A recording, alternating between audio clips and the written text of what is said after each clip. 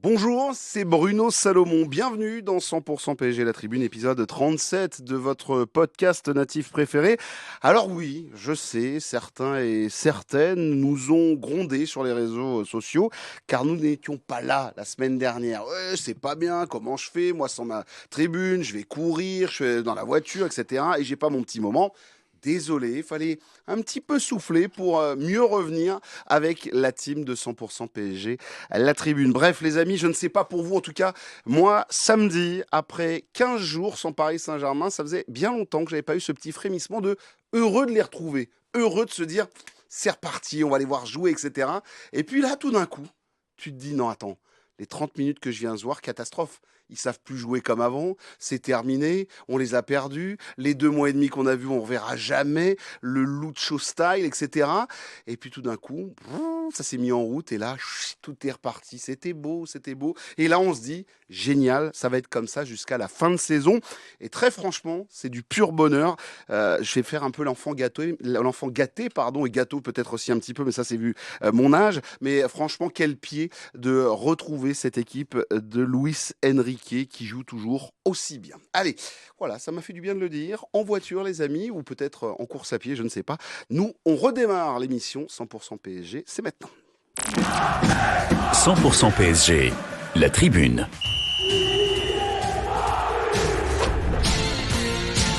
Au sommaire de cette tribune, le PSG qui est champion sans être champion. Enfin bon, tu m'as compris quoi. Victoire face à Saint-Etienne 6-1. Marseille qui fait n'importe quoi, mais ça c'est une habitude. Et ce PSG qui file vers le titre, c'est une question de journée, d'un tout petit point, sûrement peut-être dès samedi prochain. Dans cette tribune, le j'aime pas, bien évidemment, de ASSE Paris Saint-Germain. On évoquera l'homme fort, un attaquant prénommé Désiré Doué. Est-il sur les traces de Neymar ou de Mbappé? On évoque cela dans la première partie de l'émission. On se demandera aussi qu'est-ce qui vous impressionne le plus dans le PSG de Luis Enrique, qui a donc remis le contact sur cette rencontre de Saint-Etienne. Il sera aussi question d'un absent du côté de Saint-Etienne et de contrat aussi. Faut-il prolonger Luis Campos? Oui, le directeur du foot termine son contrat à la fin de saison. Est-ce qu'il faut le prolonger avec le PSG? On en parlera. Et enfin, mardi, ça joue Dunkerque en Coupe de France, en demi-finale de Coupe de France. Y a-t-il un piège? Oui, la question est posée. Réponse de la tribune, c'est parti. 100% PSG, la tribune. Qui compose l'équipe du jour? Marc Méchénois est avec nous, journaliste freelance, un insider spécialisé PSG. Bien le coucou. Bonjour, salut. Ça va? Ouais, ça va, super. Il a le teint frais, là on sent le changement d'horaire lui a fait le plus grand bien. Ah, surtout ce matin. Ah, surtout ça. Ouais. Ma princesse s'est levée à 8. La petite princesse qui a combien maintenant? Dis-moi la semaine prochaine. Voilà, Cette semaine, papa, fin de il est semaine. tout rouge en parlant de la petite princesse. Jonathan Bensadoud, notre nouveau Kenyan. Il y a 2 Kenyans, il y a Benji Quarez et il y a désormais Jonathan Bensadoud. Oui, parce qu'il a battu ce week-end son record personnel C'est sur vrai. 10 km. Donc, C'est vrai. s'il vous plaît, autour de la table, j'aimerais qu'on l'applaudisse. Merci. Il Faut savoir en est combien, quoi. sur le canal supporter. En combien Ah, et le temps? 51 minutes et 4 secondes. Pas mal. C'est bon, Ouais, attends, effectivement. bientôt on fera ici la tribune en cours, mais alors là je pourrais pas la présenter parce Enfin, que je cours après moi mon non plus, poids. moi non plus, parce que je sais pas qui c'est qui va y aller. Franchement. Il y a pas grand monde. En tout cas, je salue Benji Quarez, Benjamin, qui a adoré notre clin d'œil il y a 15 jours sur le maître d'école, le film Le Maître d'école, avec Coluche. Il a lui au moins Ouais. cette Mais référence. c'est vrai. Vous ne l'aviez pas autour de la table. Et enfin, vous l'avez entendu, c'est Romain Bedouk de la team ici Paris-Île-de-France et du Club des 5. Salut Romain. Salut Bruno, salut à tous. Bienvenue à tous les trois, les garçons. On attaque avec le j'aime pas déjà. On salue bien évidemment toute la communauté qui nous écoute en audio et aussi en vidéo sur YouTube. Vous n'hésitez pas. Les petits pouces, les petits commentaires et vous nous dites un petit peu ce que vous avez pensé. Tiens, votre homme du match par exemple, sur Saint-Etienne, à vous, votre sentiment. On va voir autour de la table ce qu'ils ont pensé. Les copains, on rappelle une victoire 6-1 pour Paris samedi, un doublé, j'allais dire un doublé de Doué ou un Doué doublé. Barcola, 3 passes D. Mbaye, Premier but chez les pros. Neves, Ramos et une petite douceur de Kvaratskhelia, qui a quand même mis un bon vieux coup de jeu à la défense de Saint-Etienne. On a failli être champion samedi soir. J'étais dans un restaurant en train de manger. Voilà, pas de la salade, mais un Welsh. Et on était en train de regarder Monaco et Nice. Et puis, Monaco a mis le 2-1 avec cette bonne vieille frappe de Mbolo. Il faudra donc attendre une journée supplémentaire. Après 27 journées, le PSG possède 21 points d'avance sur son nouveau dauphin Monaco et une différence de plus 33. Donc, comment vous dire que oui, t'es champion, mais en fait, t'es pas champion. Enfin, bon, c'est un peu compliqué. Il nous manque un petit point et ça va le faire. Les amis, on attaque avec le j'aime pas. Et tiens, allez, Marc, c'est pour toi. Pour premier ballon pour Marc Méchénois. Mon j'aime, on va commencer par le j'aime. Faut l'assumer. Bah Assume oui. avec ton j'aime. Ouais, mais j'ai jamais été dur avec ce joueur. Moi, j'aime beaucoup. J'ai toujours bien aimé Fabian Ruiz et le voir avec le brassard de capitaine, pour moi, c'est un vrai signal. Je pense que Luis Enrique l'envoie. On connaît la brouille qu'il y a eu entre eux. Quand ils étaient en équipe d'Espagne, où Luis Enrique l'avait accusé d'avoir fait fuiter une compo, il en a voulu à mort au point de plus le sélectionner. Puis en fait, quand aujourd'hui tu le titularises, t'en fais, je pense, un des piliers du milieu, voire le pilier du milieu depuis 4-5 mois, et que tu lui donnes le brassard de capitaine, même si avec pas mal d'absents, c'est un vrai signal, je pense, qui est envoyé par Luis Enrique. Et c'est aussi la preuve que c'est un joueur fiable sur lequel tu peux compter. À l'entraînement, depuis le début de la saison, tout le monde s'accorde à dire que c'est un des joueurs qui est le plus performant, même dans la période où il n'était pas forcément très bien. Et puis samedi, il fait un match quand même, il est à l'initiative sur je ne sais plus quel but, où il récupère haut sur le terrain. Ok, il aurait peut-être pu lancer mieux le match en lançant Barcola dans la profondeur. Mais moi, c'est un joueur que j'aime bien et je pense qu'en fait, quand il est en confiance, quand il est dans ces conditions-là, il va être difficile à aller chercher pour un garçon comme Warren, je crois. Fabian Ruiz qui détient désormais un record au Paris Saint-Germain, record absolument énorme, record d'invincibilité avec le PSG, 49 matchs consécutifs en Ligue 1, ouais. Voilà, sans défaite pour Fabian Ruiz depuis mai 2023. C'est tout à fait improbable. Je me retourne vers ma gauche car j'ai un garçon qui apprécie Fabian Ruiz. Tu l'avais déjà défendu dans cette émission et c'est vrai que de le voir avec le capitaine, moi, perso, je suis pas fan, mais toi, on en parlait tout à l'heure, on va rien cacher au café, et ça te dérange pas? Tu es d'accord avec Marc? Complètement, parce que c'est un joueur, malgré les critiques, qui est toujours régulier. Il est toujours au niveau. Par son style de jeu, il est toujours là. Aujourd'hui, il a réussi à se faire une place et c'était pas facile parce que surtout tu es en concurrence avec Warren et finalement tu le vois que celui qui est le plus consistant depuis le début de la saison, c'est Fabian Ruiz. Alors effectivement, il a eu ses hauts et ses bas, mais je trouve que sur l'année 2025, je trouve qu'il a vraiment trouvé sa place, même un peu avant le début de cette année. Et puis on le voit avec ce brassard de capitaine, c'est un joueur majeur dans le système de Luis Enrique. On le voit clairement et on se dit effectivement dans son style de jeu où il cavale beaucoup. C'est un joueur qui court énormément, on se rend pas compte. Il fait énormément d'efforts. Il essaye aussi d'être un peu ce liant entre le milieu de terrain, la défense, l'attaque, à essayer d'être partout.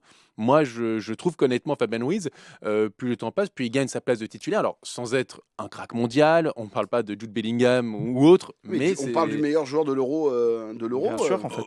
Aussi, bien sûr. Mais disons que je trouve que pour beaucoup, je vois à droite à gauche sur les réseaux sociaux, on a l'impression que c'est le pire joueur qui existe au Paris Saint-Germain. Donc, je vous dis, sans être le meilleur joueur du monde, c'est un bon joueur qui apporte et qui, en tout cas, selon Luis Enrique, une pièce essentielle de son système. La preuve en est avec le brassard de capitaine. Et juste un truc sur le brassard de capitaine. Là, je fais une espèce de...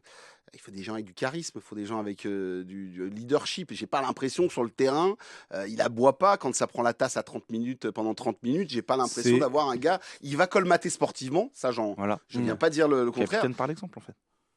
Oui, il y a plein de capitaines qui ne sont pas des leaders vocaux extraordinaires. Alors moi, c'est pas mon style de capitaine le style de capitaine que je préfère, mais il a tellement, Luis Enrique a tellement justifié les titularisations de Fabian Ruiz depuis maintenant 1 an et demi que en fait ça coule de source. Et d'ailleurs, tu parlais de l'Espagne, il a dit il n'y a pas longtemps qu'il regrettait de ne pas l'avoir pris pendant la Coupe du Monde de 2022 et que s'il avait pu refaire les choses, il l'aurait refait, il l'aurait sélectionné. Donc oui, moi je trouve ce que j'aime bien sur le plan du jeu. Alors tu parles de la passe ratée en début de match, mais je pense moi à celle qui est réussie en fin de rencontre, qui va donner le but de Mbaye avec la passe de Barcola. C'est cette passe en profondeur là, comme ça, côté gauche, qui est toujours super bien dosée. Et Barcola a compris la course qu'il fallait faire pour être décisif après des passes comme celle-là. Donc ouais, il entre dans des systèmes de passes, il entre dans des systèmes de jeu, et puis c'est toujours ce point d'équilibre, quoi. Et donc c'est pour ça que capitaine, sachant que en plus attitude que moi je trouve irréprochable quand Kimpembe y rentre, c'est que le premier réflexe c'est que lui vient sur la touche pour lui donner le brassard. Voilà, en fait, je suis d'accord avec Jonathan, on a souvent été très très sévère avec Fabien Ruiz, parfois c'était justifié. Parfois un peu moins. Là, actuellement, il est bon, faut le dire aussi, quoi. Juste rappeler, il a 28 ans, il est en contrat. C'est un des papas, l'un des petits vieux de cette équipe du Paris Saint-Germain. C'est terrible à dire, mais quand tu as 28 ans maintenant au PSG, tu as la carte vermeille, 28 ans, et on rappelle qu'il est en contrat jusqu'en 2027, juin 2027, avec le PSG. Oui, Marc. Pour terminer, et après on passe avec Jonathan sur son jeu. Tu as souligné un point important en disant, dans la tempête, c'est pas forcément le mec qui remonte les troupes. Et je pense que ça, il le paye. Et il y a d'autres choses qui payent, notamment son style et son profil. On est dans une ère de football où le physique, la vitesse, la verticalité, c'est extrêmement important. Et on ne peut pas forcément dire que ça soit ses qualités premières. Et moi, je trouve qu'il paye ça, en fait. Le fait d'avoir aussi un style un peu... c'est un grand échalas, voilà. un peu à l'ancienne, un peu pâteau. Voilà. Et mais c'est pas forcément une mauvaise chose. Hein. Oui, c'est pas je dis pas que c'est c'est pas forcément une mauvaise chose, mais il y a un peu un délit de sale profil, entre guillemets. C'est pas de sale gueule, mais voilà, de sale profil. Alors qu'en fait, il est extrêmement important. C'est un soldat. Il y a eu un moment donné où ce PSG a un peu changé de système, où en faisant monter un peu plus Nuno, c'est quand même lui qui comble ses montées. Et donc, je pense qu'il faut quand même réhabiliter ce joueur à sa juste valeur. Fabien Ruiz, c'était le j'aime de Marc Méchénois. On fait le tour des j'aime et après on passera au j'aime pas. Ton j'aime, Jonathan, avec toi. Je rappelle, directeur général. Oui. C'est comme ça que c'est marqué sur le de Canal Supporter, des copains de Canal Supporter. Moi, j'ai aimé l'attitude globale, et on parlera après un peu plus tactique, mais là, c'est l'attitude globale de Luis Enrique sur tout le match, de la première minute à la dernière minute et même en après-match. C'est-à-dire que, tu l'as dit dans ton édito, Paris est champion de France, on peut le dire, voilà, demi-finaliste de Coupe de France, quart de finaliste de Ligue des Champions, parcours parfait en Ligue 1. Tu joues contre Saint-Etienne, qui est en grande difficulté aussi en Ligue 1, donc tu as une première demi-heure post-trêve internationale, donc tu peux dire c'est normal. Où tu te fais clairement brasser. Bien sûr, et presque tu reviens un peu de la trêve, tu as beaucoup d'échéances très importantes à venir. Tu te dis, le talent individuel de tes joueurs, ça va faire la différence à un moment, mais sauf que Luis Enrique, on l'a vu sur le banc de touche, ça ne lui convient pas. On l'a vu fou furieux sur son banc de touche, à essayer d'haranguer ses joueurs. À un moment, il y a Warren qui se blesse, il était par terre, il lui a dit de se relever, et avec tous ses milieux de terrain, c'est vers la demi-heure de jeu pour qu'ils viennent, et il donne des explications au bord de terrain. Derrière, Vitinha aurait même pu rentrer à la mi-temps, et je trouve qu'il amène cette espèce d'exigence permanente dans cette équipe qui fait qu'aujourd'hui, cette équipe est trop forte. Et je trouve que ce match est à l'image de ce que veut mettre en place Luis Enrique. Quand tu n'es pas à 100% dans son système de jeu, dans ce qu'il veut mettre en place, c'est la première demi-heure. Quand tu es à 100%, c'est le reste du match et tu mets 6-1. C'est ça en fait. Donc, et Luis Enrique, il le comprend. Et tu le vois clairement dans son attitude. Lui, c'est pas juste, il veut que les matchs passent, il veut tout gagner. Et il veut pas tout gagner, il veut tout écraser. Et ça, c'est quand même une belle mentalité que tu as envie de souligner. Et quand ça se finit à 6-1 et que tu vois le niveau de jeu sur la deuxième mi-temps, bravo Luis Enrique, quoi, c'est tout. Et encore une fois, tu te disais, ce PSG nous avait manqué pendant 2 semaines. On s'est dit, on avait un peu des doutes. Est-ce qu'on va retrouver ce Paris Saint-Germain ? Oui, on l'a retrouvé et peut-être même encore plus fort. Et c'était incroyable. Ce qui est génial, en fait, c'est que ça faisait un peu, Romain, reprise en main. C'est-à-dire que c'est bien, vous êtes amusé avec vos sélectionneurs, vous avez passé un peu de temps, mais moi, en fait, je vais vous rappeler ce que je veux. On rappelle qu'une bouteille d'eau a volé, que Kvaratskhelia et Doué ont pris une avoinée monumentale à la 20e minute de jeu sur le bord de terrain, où Doué lui disait même de se calmer en disant c'est bon, j'ai compris, arrêtez de vous énerver. joué. Enfin, il y a eu des moments comme ça. À la fin du match, il dit j'ai vraiment pas aimé. La demi-heure, il le dit même sur PSG TV. Habituellement, tu es un peu friendly. Il l'a dit en conf. Voilà, il l'a dit aussi en conf, mais là, il le dit en français. J'ai pas aimé du tout l'attitude. Reprise en main totale pour annoncer que avril-mai, on a encore plein de choses à jouer. Alors sur l'angle Luis Enrique, je suis d'accord avec vous. Maintenant, moi, la première demi-heure effectivement est mauvaise, est très mauvaise, mais je l'impute complètement au calendrier de dingue, les voyages. Beraldo Pacho qui jouait un match, qui était en tout cas en déplacement dans la nuit de mardi à mercredi ensemble et qui s'est fait que tout le monde n'est pas dedans au moment où il faut démarrer la rencontre. Et effectivement, c'est hyper intéressant de voir que le coach, il s'en rend compte. On parlera et qu'il arrive à non seulement il s'en rend compte, mais surtout il arrive à inverser la tendance par rapport à ça.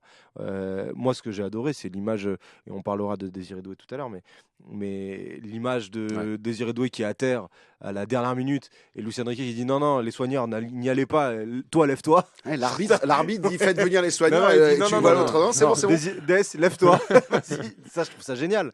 Je trouve ça génial parce qu'en plus, il en parle après en zone mixte, enfin avec le diffuseur, mais c'est génial parce que ça te montre que le mec gère complètement, que c'est lui le patron, que tout le monde a conscience que c'est lui le patron, joueurs comme dirigeants, comme staff, tout le monde, et ça donne des moments qui font que cette équipe-là semble aller dans la bonne direction. Enfin, je sais pas si c'est la bonne direction, mais en tout cas dans la direction que son coach veut donner. C'est même pas un show parce qu'il aime pas. On sait qu'il aime avoir la lumière, même s'il s'en défend. Mais là, il a repris, il a fait voir qui était le patron, en fait, aussi, samedi face à Saint-Étienne, Marc. Ouais, pour revenir sur ce que raconte Romain, je pense que juste le gars, il replace des curseurs sur le fait de rester à fond 90 minutes. Et quand il dit, c'est pas possible d'offrir 35 minutes comme ça, je veux bien croire que lui, ça le... Ça le rend fou. Ah, ça le rend fou. Moi, je l'avais jamais vu comme ça. J'aurais aimé savoir ce qui s'est passé. Enfin, j'ai pas demandé ce qui s'est passé à la mi-temps, mais je pense que ils ont dû se faire secouer fort, très très fort à mon avis. Moi, j'avais jamais vu le coach comme ça. C'est ce que j'ai dit aux commentaires, mais vraiment en train de balancer les bouteilles, de faire des gestes. Tu te dis que c'est quelqu'un qui essaie quand même de garder un peu sur lui. Et là, franchement, on a un peu de pétage de plomb. Merci pour ce j'aime, Jonathan. Romain, ton j'aime, s'il te plaît. Mon j'aime, c'est Guevara.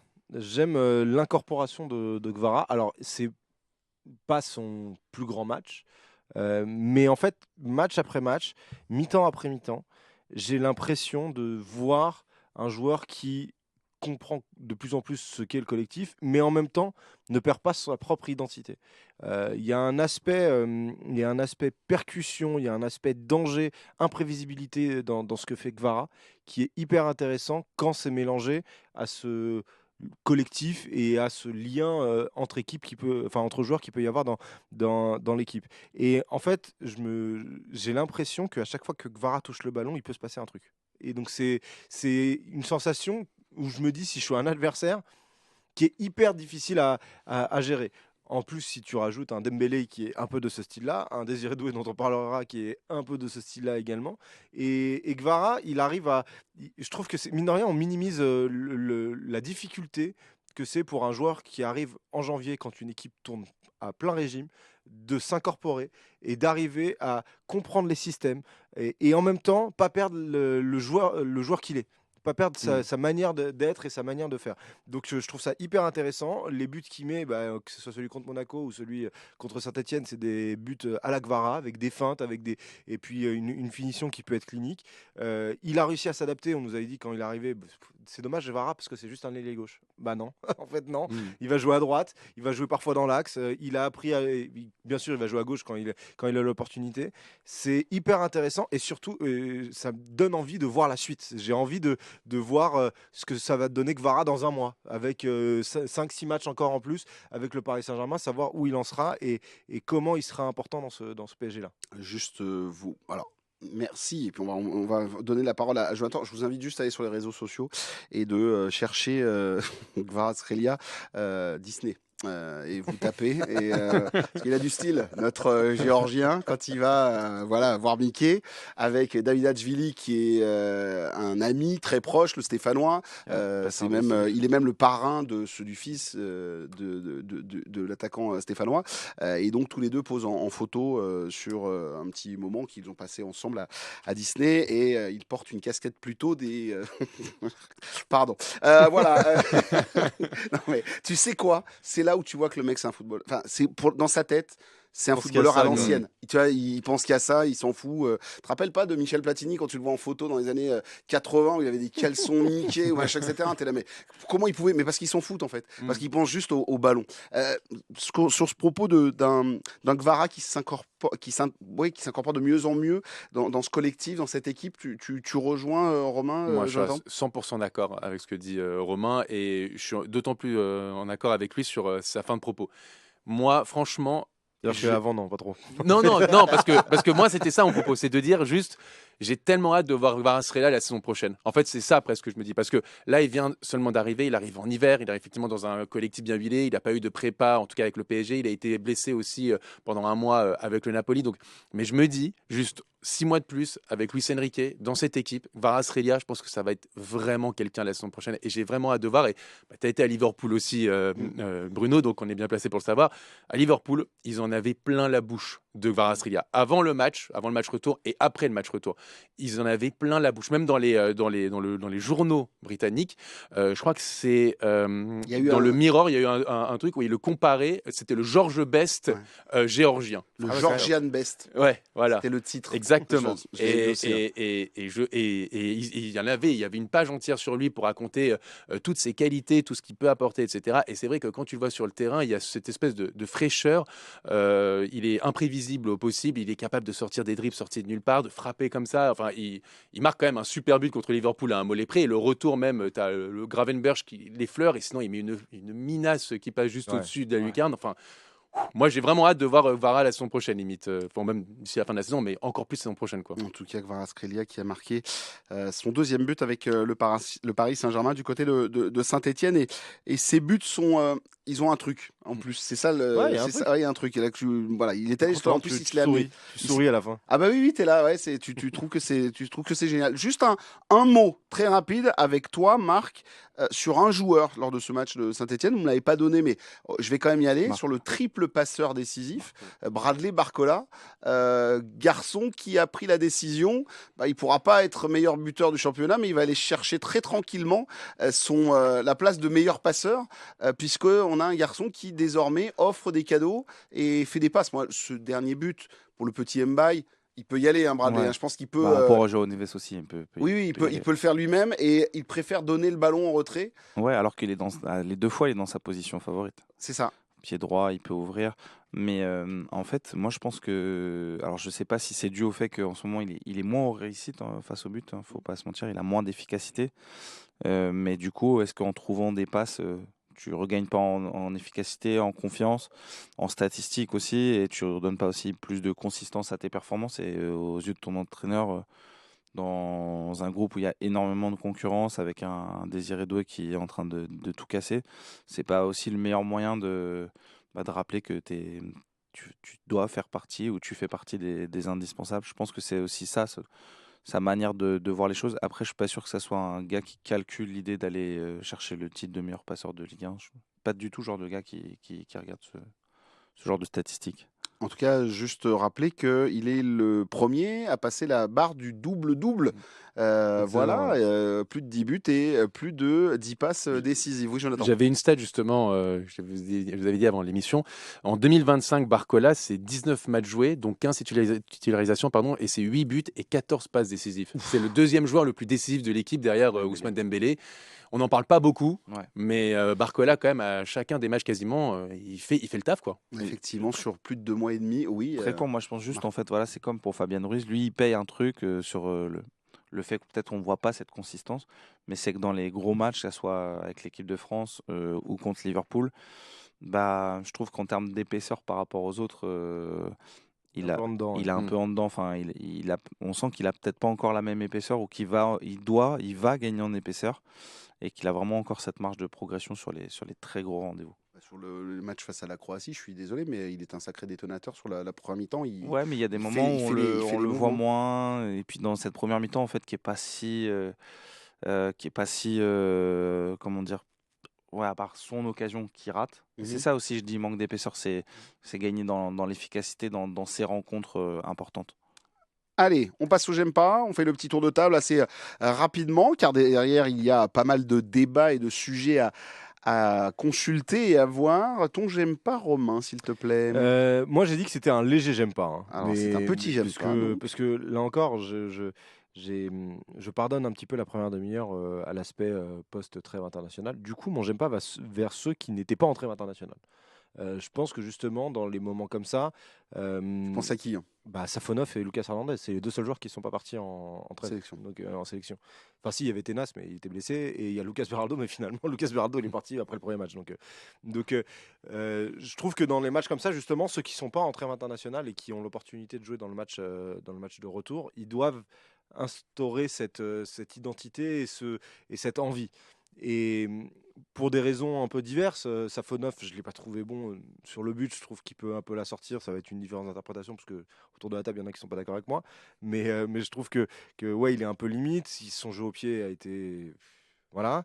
Il rassure pas, quoi. Il te donne pas envie de vouloir y aller. Et Lucas Hernandez, après, c'est depuis son retour de blessure que c'est comme ça, mais c'est compliqué, quoi. C'est compliqué parce que dans l'intensité, il n'y arrive plus. Ses montées, elles sont très épisodiques parce que justement, tu sens qu'il veut un peu se préserver. Il me fait penser un peu à. J'ai pas envie de le dire parce que j'ai pas envie de lui porter la poisse, mais il me fait penser à Bernat un peu. Et c'est la manière dont il arrive à pas forcément revenir au niveau et au style de jeu. C'est pas qu'une question de niveau, c'est au style de joueur qu'il était.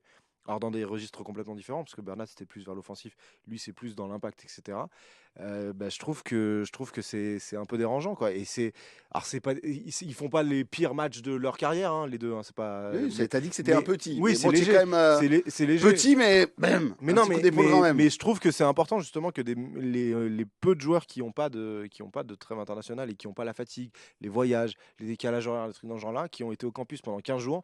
Non, il est passé à Val d'Isère. Ouais, d'accord. Oui, Il y a eu 3 jours de repos. Non, c'est pas plus. Non, il y en a eu beaucoup plus. Il y a eu 4 jours. Il y a eu 4 jours. quatre, ouais. Ok. C'est Ok. c'est pas mal. Ouais, Non, d'accord, ok. ils Mais sont bon, mais entraînés normal. jusqu'à jeudi, après vendredi, samedi, dimanche, et je crois ils sont revenus lundi ou mardi à l'entraînement. Ouais, Mais théoriquement, c'est quand même, internationaux, c'est on quand même a les joueurs tard, qui ouais. devraient être le plus reposés. En fait, c'est ça en fait l'histoire, c'est que c'est les joueurs qui devraient être le plus reposés et les plus à même à pouvoir amener un truc sur le match de reprise. En tout cas, ce qui est sûr, c'est que Luis Enrique, pendant ses jours de repos, il nous l'a dit, il est allé en Espagne, et finalement, il a pris de la flotte et il a dit j'aurais dû rester à Paris. On m'a dit qu'il avait fait beau ce jour-là. Donc voilà, il nous a gratifié de ce petit moment du côté du centre à Poissy. Avec toi, Jonathan, ton Ouais. j'aime pas. Tout va bien dans le sportif au Paris Saint-Germain, c'est plutôt rare. Tout va bien en extra sportif, tout va bien, c'est assez rare aussi. Enfin, quasiment. Mais justement, Comment ça se fait bah oui, mais justement, et je sais pas pourquoi, il y a eu une période pendant la trêve internationale où on a fait tout un tintamarre autour du PSG. Alors d'abord, il y a eu l'histoire des insultes avant le Classico. Donc là, on a entendu tous les jours des trucs. Il y a eu ensuite les histoires autour d'Adrien Rabiot. Alors, je ne cautionne pas les banderoles, bien sûr, mais j'ai l'impression qu'on découvre le fait qu'un ancien joueur qui arrive dans son ancien club, surtout là où il est formé, il peut se faire insulter. On découvre ça dans le football. Je ne dis pas que c'est bien, je dis que c'est comme ça. Ensuite, il y a eu les histoires des salaires qui sont sortis avec les budgets et on se rend compte, tiens, grande surprise au Paris Saint-Germain, les joueurs sont très bien payés puisque ça fait partie des plus grandes équipes d'Europe et aujourd'hui, pour beaucoup, c'est peut-être la meilleure équipe d'Europe. Donc, effectivement, tout travail mérite salaire et quand tu es l'élite, généralement, tu es quand même mieux payé que les autres.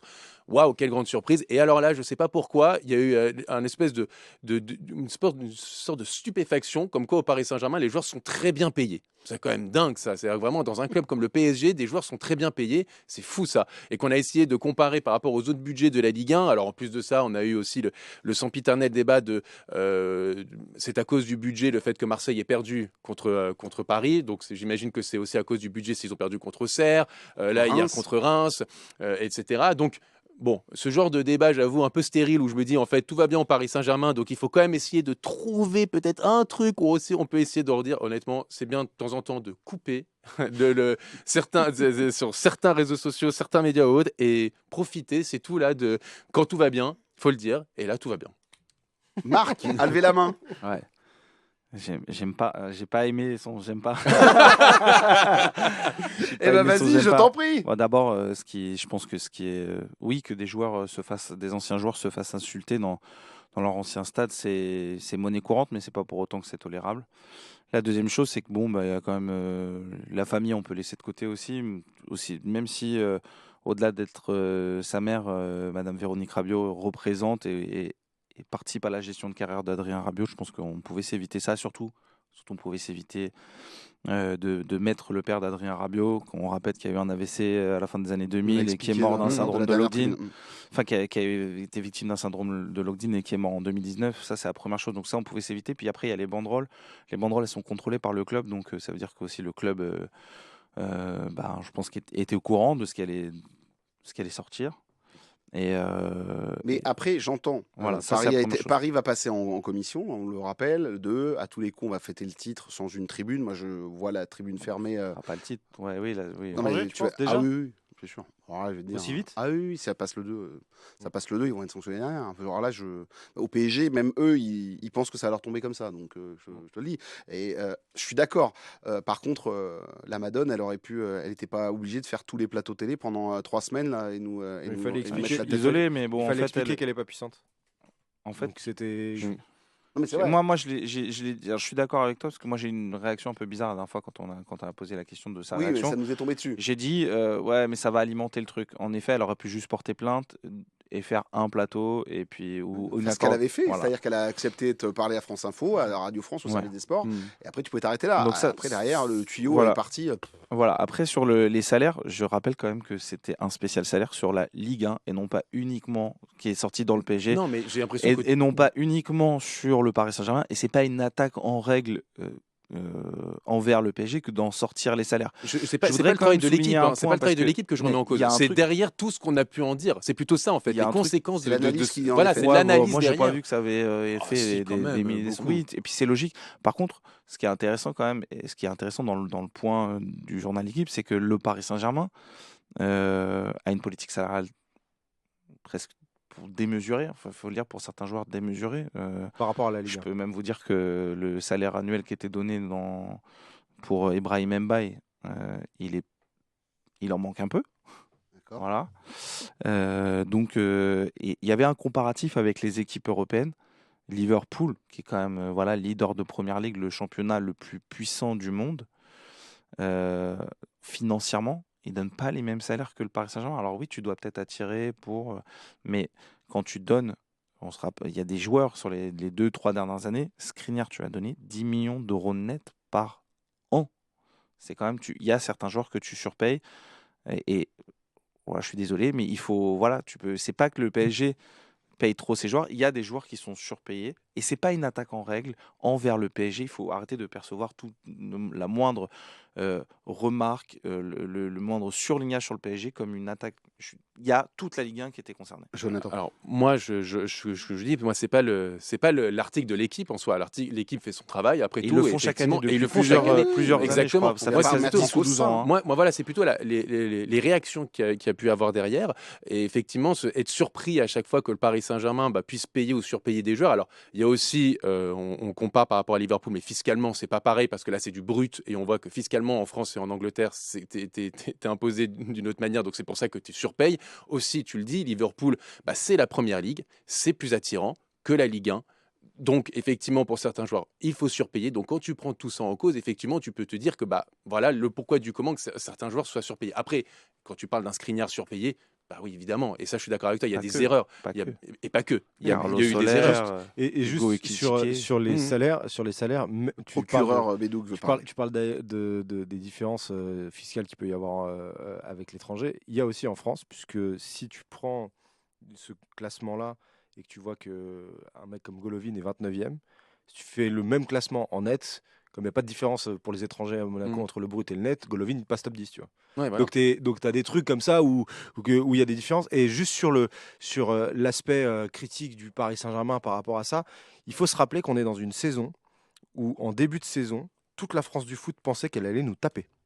Toute la France du foot pensait que c'était l'année où le Paris Bien Saint-Germain était Bien prenable parce que Mbappé s'en allait et qu'il n'y avait plus de stars et que c'est quoi ce coach qui pense qu'il est un génie et qui va essayer de nous faire de nous avoir nous les Français quand même. Non, on va pas. Et en fait, tu t'es pris 20 points dans la face ou à 7 journées de la fin, tu t'es potentiellement à 21 points, donc tu es à 21 points du deuxième. Donc tu as toute cette frustration là des mecs qui y ont cru. Alors moi, nous, on était là et On se demandait. moi perso, je trouvais qu'il y avait toujours une marge énorme par rapport au reste de la Ligue 1. Mais il y a plein de gens qui ne le pensaient pas et ils se prennent tout ça dans la tronche. Et donc forcément, au lieu de se dire, on s'est peut-être gouré en début de saison à penser qu'il y avait moyen de les taper, ils se disent, ah ouais, mais en fait c'est normal, c'est l'argent. Bah oui, forcément c'est l'argent. Et comme en fait, dans ce que tu nous disais, Jonathan, et tu as raison de le mettre en avant, mais on n'oublie pas non plus aussi qu'il y a eu tout ce remue-ménage autour du complément d'enquête, Bien sûr. aussi autour de Nasser Al-Khelaifi, où on a attendu un truc assez violent. Et bon, oui, ça a souligné certaines choses, mais c'est passé, on va dire, et qu'au Paris Saint-Germain, ils vont pas porter plainte ou quoi que ce soit. Ils ont décidé de laisser filer. Marc, Je vais juste dire un réagir. dernier Ouais. mot, juste par Jonathan rapport, et Marc, effectivement, et après, on y et je finis très rapidement là-dessus. C'est quand tu parlais effectivement des banderoles aussi à l'encontre de Véronique Rabiot, de Rabiot et même par rapport à son père qui sont effectivement au mieux indélicates, au pire autre chose. Je te rejoins parfaitement. Et en plus, moi, mon propos, je me rappelle, je disais avant le match contre Marseille, c'est que justement, j'ai été à Liverpool et Anfield, il n'y a pas eu une seule insulte envers le COP parisien, envers les supporters de Liverpool et Liverpool envers le COP parisien. Donc tu peux faire un super Bien match sûr. avec une superbe ambiance où Mais tu n'as pas moi, besoin d'insulter. Mais je trouve que cette espèce d'hypocrisie qu'il y a eu un peu de se dire quoi, un ancien joueur se fait insulter alors que ça arrive tous les week-ends. On avait le même week-end avec Brice Samba qui est revenu du côté de Lens ou encore Barcola qui est revenu du côté de Lyon, et on avait l'impression qu'on découvrait ça. C'était juste par rapport à ça. Mais après, et je parlais même pas d'histoire de banderole, c'était juste ça. Donc c'est tout en fait. Ah, et juste message au speaker de Saint-Etienne qu'il aille sur le site de la Ligue. En fait, il y a une petite fiche où Ça il aussi, est marqué que toute insulte homophobe, on doit faire passer les messages. Tu sais, on doit prendre le micro en disant arrêtez, sinon le match va être suspendu. Je crois qu'il l'avait ça oublié. n'arrive qu'au Parc des Attends, le Princes. match était samedi à 19h sur DAZN 2. Tu l'avais oublié. Tu penses vraiment qu'ils allaient faire des messages? Les ministres ne regardent pas, c'est à cette heure-ci. Voilà, c'était juste une petite pique. Marc, pour terminer. étoile, Astérix. Je vais la faire comme ça. Je tiens à préciser que la plupart des joueurs du Paris Saint-Germain, par rapport à leur salaire et leurs impôts, sont sous le régime de l'impatriation. D'accord. Voilà. On explique. C'est un régime fiscal qui veut que lorsque l'on a résidé en dehors de France lors des 5 dernières années, on bénéficie d'un abattement. Donc un taux d'imposition, je n'ai pas exactement les taux, mais qui est inférieur à celui d'une personne qui a vécu au cours des 5 dernières années en France. Donc ce qui est le cas quand même d'une très grande majorité de l'effectif parisien, et même de certains Français, comme Ousmane Dembélé, qui est le meilleur salaire du Paris Saint-Germain, et le meilleur salaire du championnat de France. Donc voilà, sur l'imposition, il y a aussi des avantages fiscaux qui permettent à des joueurs d'être aussi bien rémunérés que dans les autres championnats. On n'était pas parti pour faire 10 minutes là-dessus. Désolé. Mais c'était très intéressant. Mais non, mais attends, c'est aussi ça, la tribune, c'est que quand je sens que les gens ont envie d'en rajouter, d'en remettre un petit peu, Je on passe est là le pour ça. bonjour à mon papa qui est un ancien fiscaliste. Donc, Ah, c'est comme ça. Dis donc, d'ailleurs, bah, ça m'intéresse. Voilà. Tu fais On bien. en On n'en a parlera. jamais parlé. Tu vois, on a parlé de tant de choses, mais pas de ça. Mais ça va m'intéresser. Papa Marc, je vous le dis, on va se voir. Marc, rapidement, ton Ouais, j'aime pas. moi, j'aime pas. Pour C'est terminer. le but. Et même, il y avait une action avant sur le but stéphanois. Ça vient du côté de Joao Neves. Et tu sens que sur ce but, il est un peu perdu. Il prend la décision très vite d'aller sur Tardieu parce que le marquage n'est pas pris. Et dans la gestion du 2 contre 1, ouais, tu le sens qu'il n'est pas à l'aise. Et tu sens que c'est pas un latéral de métier. Quelques instants plus tôt, tu as aussi une balle qui part dans son dos parce que lui, il sort comme un milieu de terrain qui sort quand le bloc est bas. Je pense que cet été, il serait quand même intéressant d'avoir une doublure de métier côté droit, si ce n'est une doublure, au moins un défenseur axial droit capable d'évoluer sur le côté droit lorsque Hakimi est pas disponible et pas là. Et je pense que ça ferait aussi du bien à Hakimi parce que c'est quand même le deuxième joueur le plus utilisé de l'effectif derrière William Pacho. Donc ce but, cette situation et le fait d'utiliser que ce soit Joao Neves ou Warren Zaïre-Emery à droite, je crois que c'est pas une situation idéale pour eux.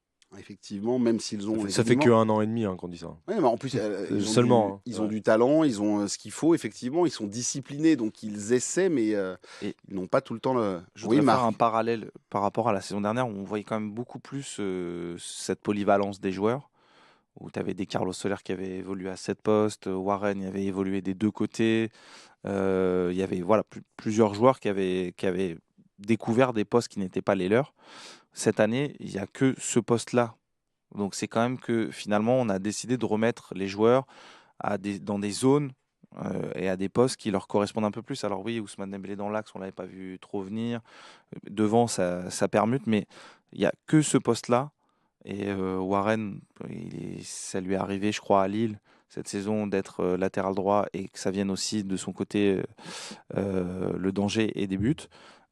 C'est pas la première fois, je pense que c'est un vrai axe de réflexion, un vrai axe de progression pour le PSG dans son recrutement. Lille, c'est le prochain lieu où le PSG va jouer. C'est demain soir en Coupe de France. On aura l'occasion d'en parler face à Dunkerque. Tout le peuple dunkerquois débarque du côté de Lille pour cette rencontre. À tous ceux qui montent du côté de Lille, ils ont un salon de la tech.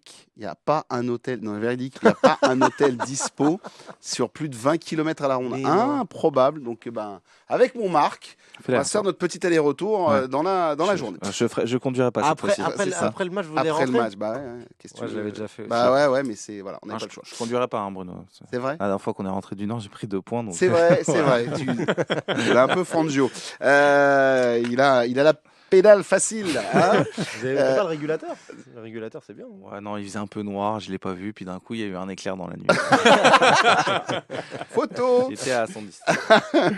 Les amis, on attaque les débats avec vous, bien évidemment, et avec Désiré Doué, auteur d'un doublé, alors d'un match au départ un petit peu compliqué. On s'est dit, mais nom de Zeus, il a laissé son cerveau du côté de Clairefontaine, il s'est fait aspirer l'âme par le diable Kylian. Eh bien non, il est revenu, bien évidemment, dans cette rencontre avec 2 buts et des gestes techniques exceptionnels pour Désiré Doué, qui nous a régalé du côté de Saint-Etienne, et il est sur les mêmes performances.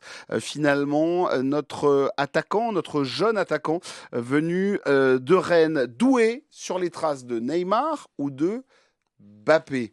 Question, parce que là j'en ai vu sur les réseaux sociaux, c'est un geste, il bloque le pied quand il frappe à la Mbappé, il fait des gris-gris à la Neymar, etc. Je me retourne vers Jonathan pour attaquer. Doué, déjà, toi, tu le sens plutôt Neymaresque ou Mbappesque?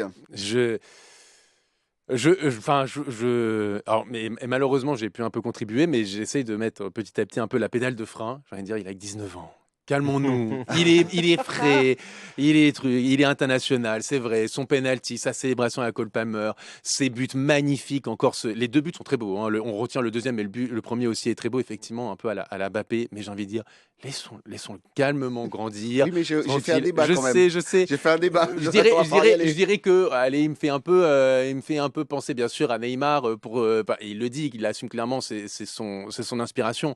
Mais je pense qu'il faut aussi calmer un peu tout ce qu'il y a autour de lui, parce qu'il ne faut pas non plus que ça lui monte trop à la tête. Il est surprenant quand même. Il est incroyable. Parce qu'en plus, quand on voit son début de match et quand on voit finalement ce qu'il en fait, D'autant que je trouve qu'il n'était pas à son arrivée. Moi, je le trouvais un peu diamant brut. C'est-à-dire que bien sûr qu'il y avait des choses qui étaient intéressantes. On le voyait du côté Sadrené, il y avait un potentiel qui était là, mais je me disais qu'il fallait encore quand même, il fallait presque terminer sa formation.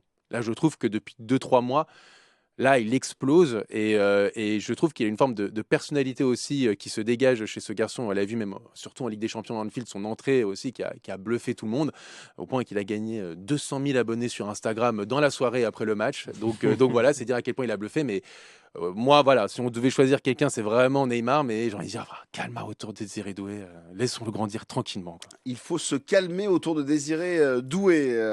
Vous avez compris, Romain Benouk? Moi, je suis calme, hein. Je suis très très calme. Mais alors pour ta question, s'il faut absolument choisir, je dirais plus Neymar. En communication, je dirais beaucoup plus Mbappé, parce qu'ils ont la même voix. Vraiment. Maintenant, je trouve que si je dois vraiment comparer, je trouve pas qu'il ressemble ni à Neymar ni à Mbappé. Merci. En fait. C'est déjà. Alors, il peut y avoir des gestes techniques de Neymar, peut y avoir des gestes de finition de Mbappé, c'est des inspirations, mais ça en fait pas le même type de joueur. Déjà, il est beaucoup plus tanké, il est beaucoup plus musclé. Les mollets de Désiré Doué, c'est quelque chose.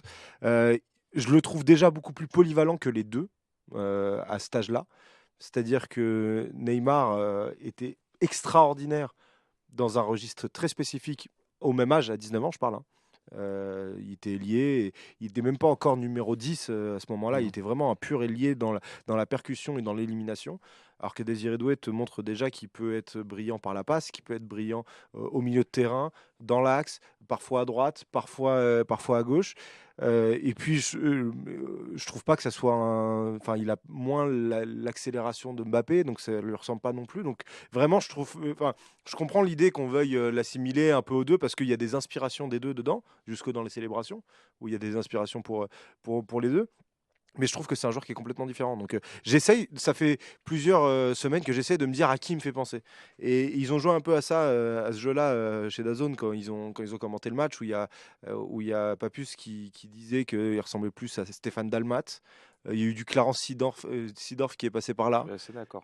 Pour qui? Pour Dalmat ou pour Seedorf? Non, pour Sidorf. Pour Seedorf, ouais, Côté peut-être un petit très peu. droit du joueur, très un peu Mais, musculeux aussi. mais en vrai, Posé. c'est un exercice qui est très compliqué de savoir à qui il ressemble vraiment. Ça n'empêche que c'est super sympa à voir jouer. Hein. C'est extraordinaire. Et je dois faire la promo, mais je vous invite à regarder l'interview du Club des 5 qu'on a fait de Julien Stéphan la semaine dernière, qui parle justement du développement de Désiré Doué, de la manière dont il veut mettre les choses en place pour que ça marche pour lui.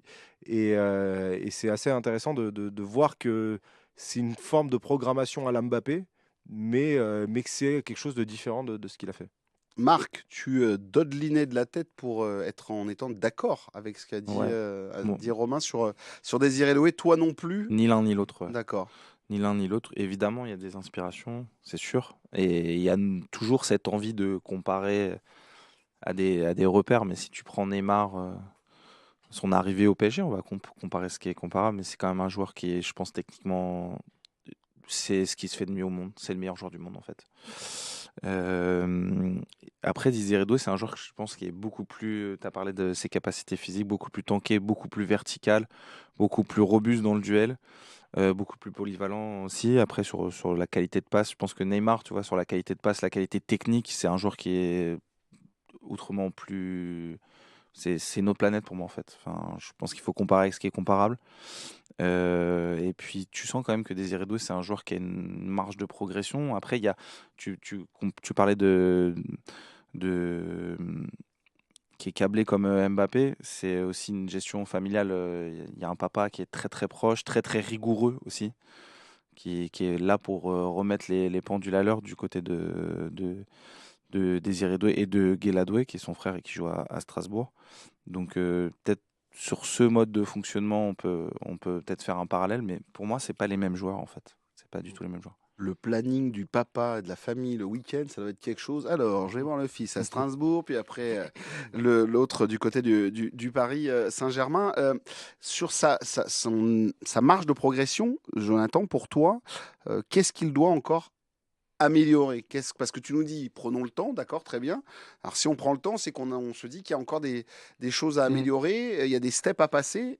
Dans la consistance déjà dans un match, parce que tu en parlais effectivement de sa première demi-heure qui était moins bonne que la suite de sa rencontre. Je pense aussi dans l'efficacité devant le but. Il marque. Il a marqué son premier doublé dans sa carrière. C'est ça. C'est la première fois qu'il marquait 2 buts dans une rencontre. Alors, il n'est pas loin à chaque fois de marquer des très beaux buts. Hein. On se souvient de sa transversale contre Manchester City ou de cette espèce de frappe double contact. Alors ça, j'avais jamais vu ça contre Liverpool. Il n'est pas loin de marquer à chaque fois des golassos, mais il est voilà. Et je pense qu'aussi il est peut-être avoir un peu plus ce côté tueur, vraiment pouvoir bien se projeter dans la sphère de préparation, comme ce que fait Ousmane Dembélé aujourd'hui. Donc dans la consistance, dans la consistance, dans l'efficacité, il a encore plein de choses dans lesquelles il peut même s'améliorer, même dans le dribble. Je trouve qu'il faut qu'il soit encore plus dans son coup de rein, encore plus accélérateur.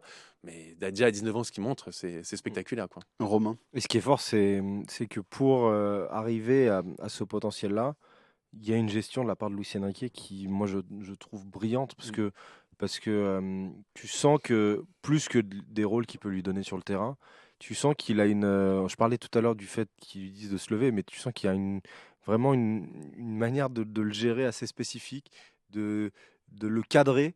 Je me rappelle, j'avais un souvenir, je me rappelle plus quel match c'était au parc, où il y a un moment où Désiré Doué, après une action qu'il fait, il obtient un corner et il va aller pour tirer le corner. Et il y a Luis Enrique qui pète un câble en disant non, mais c'est pas à toi de tirer le corner, c'est à Kvara. Et en fait, Désiré Doué se prend une soufflante parce qu'il veut être pris dans le truc, à essayer d'avoir les responsabilités. Et donc, il veut tirer ce corner-là. Et finalement, il y a Luis Enrique qui l'engueule et c'est Kvara qui va le tirer tranquillement. Et tu sens qu'il y a ce truc en même temps, une confiance qui lui est donnée qui est énorme parce que Désiré Doué, je crois qu'il est titulaire quasiment à tous les matchs depuis le fameux but contre Salzbourg. Il y a très peu de matchs qu'il a ratés. À côté de ça, il va l'engueuler quand il faut l'engueuler. Il va essayer de le mettre mal quand il faut le mettre mal. Tout ça pour pouvoir le gérer intelligemment. Donc, la progression de Désiré Doué, je pense et son déclic qu'il a eu notamment en milieu de saison, je pense que c'est en grande partie grâce à la gestion de Luis Enrique. Oui, Marc, sur le cas Doué et sur ses progressions et ses progrès à venir. C'est très important de souligner la gestion de Luis Enrique dans la mesure où en fait c'est leur relation. Leur relation, elle est fondamentale. C'est lui qui l'a voulu. C'est lui qui a. C'est son joueur. On peut dire ça comme ça. Au quotidien, il lui parle quand même très régulièrement. Il donne énormément de consignes. Il n'a pas toujours été tendre avec lui. Je me souviens, je crois que c'était avant Marseille. On lui a posé la question est-ce qu'un jour il pourrait démarrer un match. Désiré Doué pourrait démarrer un match. Et il a dit j'aime beaucoup le joueur, d'immenses qualités, mais pas maintenant. En fait, pas encore prêt, quoi. Il n'est pas encore prêt. Et en fait, quelques semaines, je ne sais pas si ça l'a piqué, mais quelques semaines après, il a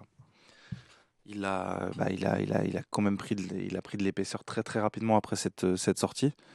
Et c'est vrai que tu as parlé de son but à Salzbourg. Je regardais, il est à 9 buts et 11 passes décisives. Il n'avait pas marqué avant Salzbourg, en fait. Donc voilà, c'est simple, quoi. Ça fait 4 mois. Voilà. T'es pas loin de ton double-double. Donc ouais, je pense qu'il faut aller chercher aussi cette bascule aussi du côté de leur relation, de la digestion de toutes les consignes qu'il a pu recevoir et puis du soutien, de l'apport de Luis Enrique.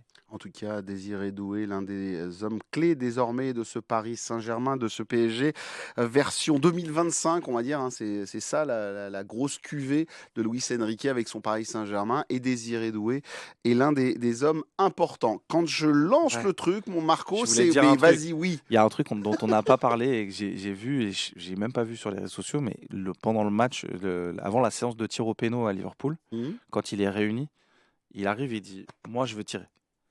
Je ne sais pas si vous avez vu cette image. Je l'ai pas vu, moi. Mais je l'ai vu la séquence. Je me suis dit, le gamin a 19 ans et tout. Puis j'en parle avec des recruteurs qui m'ont dit, ouais, mais en fait, ça a toujours été le gars, quand il n'a pas peur, quand il faut prendre ses responsabilités dans des moments importants. Il a beau avoir 19 ans, il les prend, il n'y a pas de souci. Avec l'équipe de France, il les a prises aussi. Ses responsabilités, effectivement, Désiré Doué. Les amis, on fait une pause et on se retrouve. J'avertis Luis Enrique. Ce qui impressionne le plus sur Luis Enrique, ça passe à la trappe. Et oui, parce qu'il faut qu'on accélère. On s'est un peu laissé aller. Donc, qu'est-ce qui vous impressionne le plus dans le PSG de Luis Enrique ? Eh ben, ça sera sur une autre émission.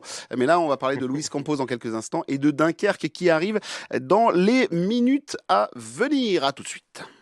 Infotrafic, musique et bonne humeur, le 16-19 de ici, Paris-Île-de-France. Salut à tous. Éric Bastien. Et le 16-19, c'est aussi le meilleur des recommandations télé avec Patrice Gascoin, les bons plans, sorties, humour avec Fred Ballard, l'infotrafic et des dizaines de cadeaux. Ici, Paris-Île-de-France, on fait la route ensemble de 16h à 19h.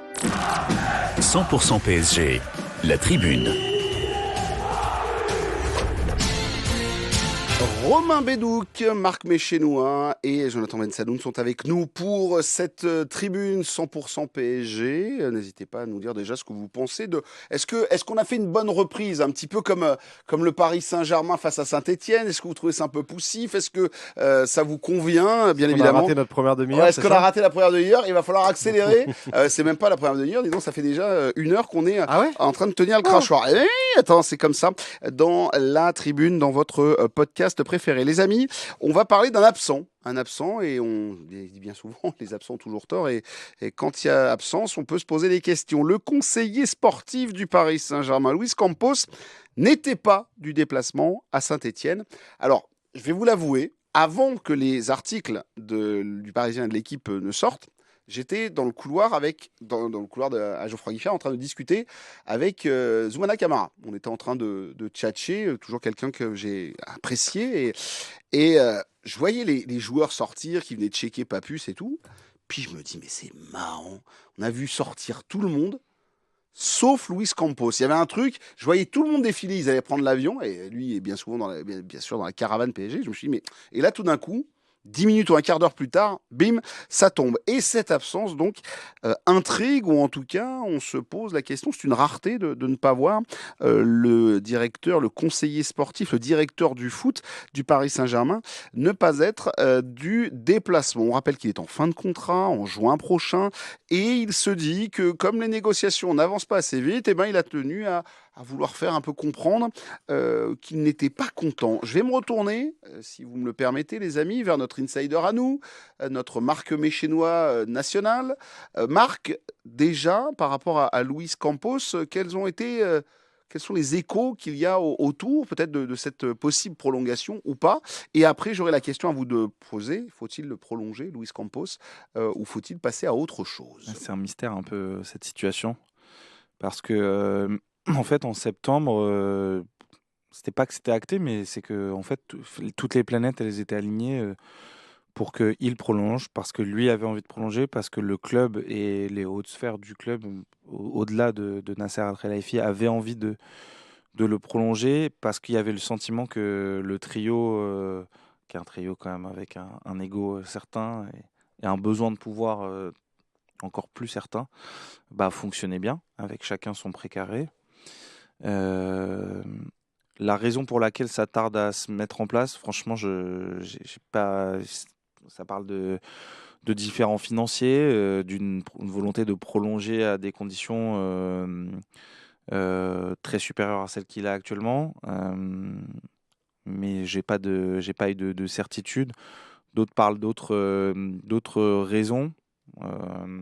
Après, c'est un personnage, Luis Campos, c'est un personnage assez clivant. Faut pas, c'est un gros caractère.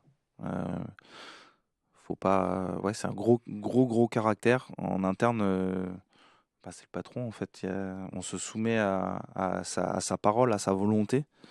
Et c'est pas toujours évident à gérer au quotidien. Je sais pas si ça entre en ligne de compte. Après, il y a quand même un passif, mine de rien, avant que ça aille mieux. Avec Nasser Al-Khelaifi, il y a quand même un passif à l'été 2023.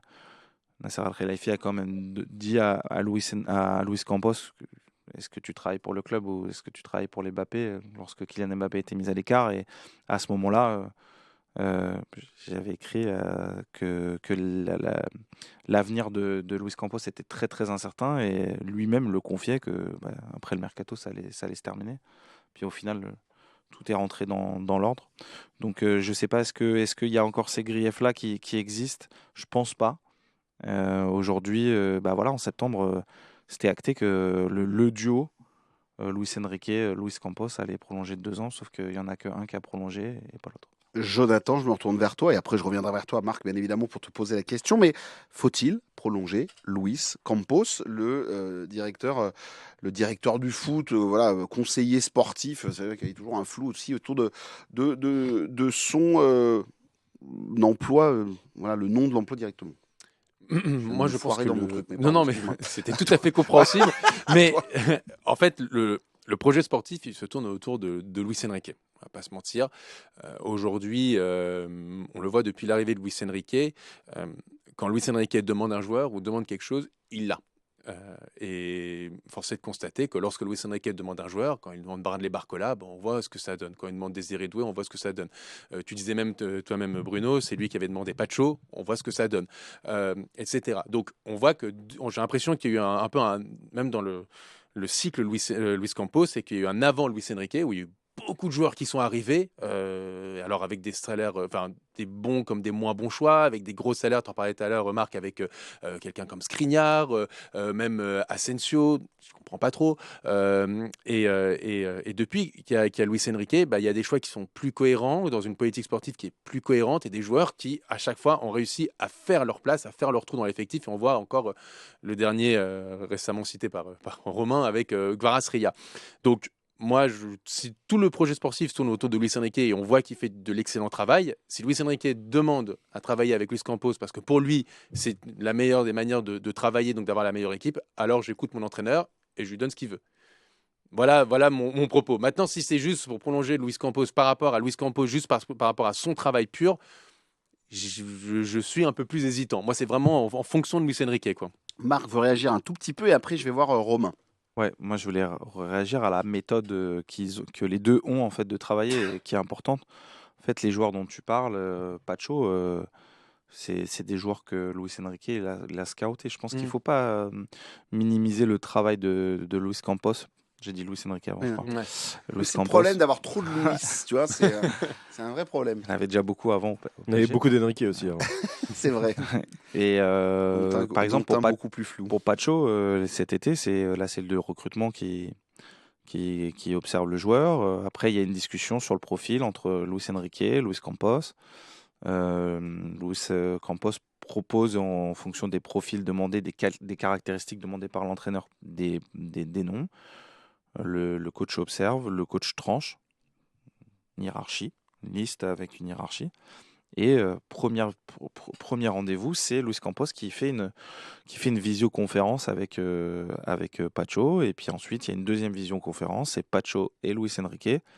Et d'ailleurs, dans la visioconférence, ils n'ont pas spécialement parlé de technique, tactique, ils ont parlé mindset, quoi, plus que ça, quoi, équipe, état d'esprit d'équipe. Et à la fin de la visioconférence, Luis Enrique, il tranche.